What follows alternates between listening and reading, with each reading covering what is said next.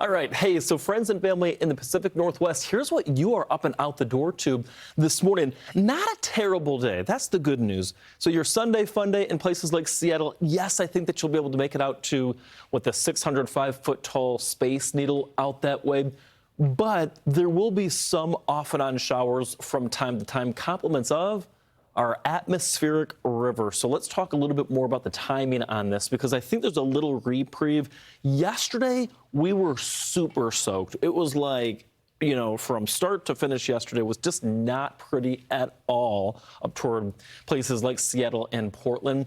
However, today does look a little bit better if you have to run out and get the Sunday grocery shopping done. I think you'll be able to get that done without having to worry about, huge torrential downpours. But get it done today, because by tomorrow, more specifically tomorrow afternoon, 3, 4, 5 p.m. Pacific time, that's when that rain train comes roaring back on shore. And let me tell you something, this is going to be a long train, and that caboose is going to take a while to get there.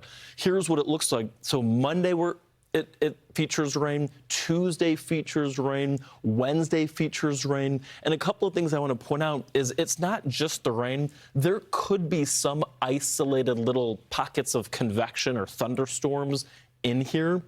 And so sometimes you can actually get some lightning out of some of these atmospheric rivers that move on shore, not to mention the very isolated tornadic threat from time to time. I think the big weather story, though, moving forward through the next week is going to be the amount of rain we pick up. Check that out, right? Looks like someone threw a carrot at this map.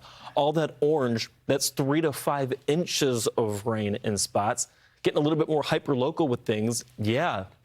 Check that out. You can see there's a darker area, meaning some spots 5 to possibly even as much as 8 inches of rain. So flooding could be an issue, especially if you live by a hillside and all that water likes to, of course, run down the mountains. A little further south, this is now in Redding, California, so this is Northern California, expecting to see that. Rain threat, also going to be a wind threat. Winds at times gusting upwards of 40 to perhaps even 50 miles per hour. So, yeah, it is going to be a wet and wild go of things along the West Coast, right? At least, though, for SoCal, right, things looking really good, especially after that World Series win.